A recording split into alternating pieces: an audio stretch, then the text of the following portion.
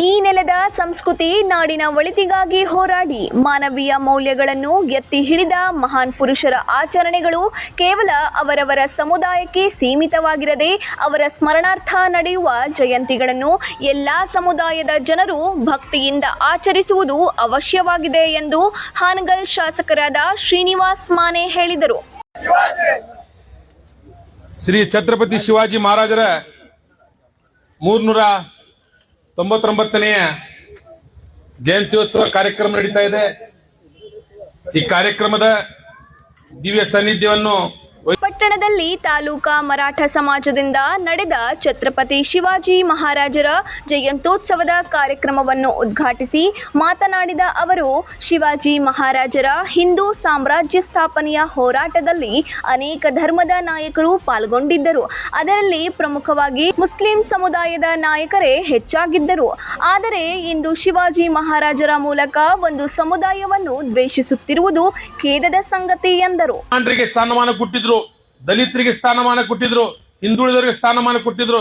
ಅದೇ ರೀತಿ ಶ್ರೀನಿವಾಸ್ ಮಾನೆ ಸಾಹೇಬರು ತಮ್ಮ ಒಂದು ರಾಜಕೀಯ ಜೀವನದಲ್ಲಿ ಎಲ್ಲಾ ಸಮಾಜದವರಿಗೆ ತೆಗೆದುಕೊಂಡು ಹೋಗುವಂತ ಶಕ್ತಿ ಈ ರಾಜ್ಯದಲ್ಲಿ ನಾನು ನೋಡಿದಂತ ನಾಯಕರಲ್ಲಿ ಅತಿ ಹೆಚ್ಚಿನ ಶಕ್ತಿ ನಮ್ಮ ನೆಚ್ಚಿನ ನಾಯಕರಾದಂತಹ ಶ್ರೀನಿವಾಸ್ ಮಾನೆ ಸಾಹೇಬರಲ್ಲಿ ಇದೆ ಅನ್ನೋ ಮಾತನ್ನ ಈ ಸಂದರ್ಭದಲ್ಲಿ ಹೇಳಲಿಕ್ಕೆ ಬಯಸ್ತೇನೆ.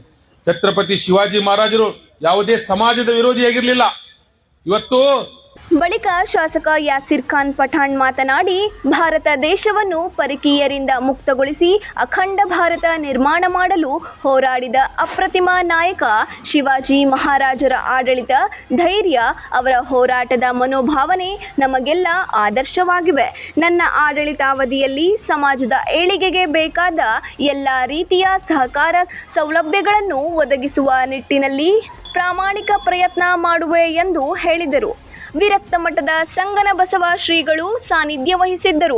ಗಡಿ ಪ್ರದೇಶ ಅಭಿವೃದ್ಧಿ ಪ್ರಾಧಿಕಾರದ ಅಧ್ಯಕ್ಷರಾದ ಸೋಮಣ್ಣ ಬೇವಿನಮರದ್ ಅಭಿಪ್ರಾಯಗಳನ್ನು ಹಂಚಿಕೊಂಡರು.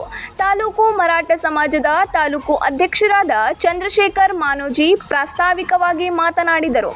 ಜಿಲ್ಲಾ ಅಧ್ಯಕ್ಷ ಎಂಎನ್ ವೆಂಕೋಜಿ, ಪ್ರಭಣ್ಣ ಮಾಸನಕಟ್ಟಿ, ಪಾಂಡು ದಂಡಿನ, ಹನುಮರೆಡ್ಡಿ ನಡುವಿನಮನಿ, ಲಕ್ಷ್ಮಣ್ ಕುಂದಗೋಳ್, ಶಿವಾಜಿ ಅಕ್ಕಿ, ರವಿ ಕಡೆಮನಿ, ಶಿವಾಜಿ ಹಟ್ಟಿ ಮತ್ತು ಸುಮಿತ್ ಸೂರ್ಯವಂಶಿ, ಫಿರೋಜ್ ಕಾಮನಹಳ್ಳಿ, ದೇವೇಂದ್ರ ಜಾಧವ್ ಮತ್ತು ವಿಶಾಲ ಮರಾಠೆ ಸೇರಿದಂತೆ ಇತರರು ಹಾಜರಿದ್ದರು. Suresh Eligar, 9 live news, Shiggavi.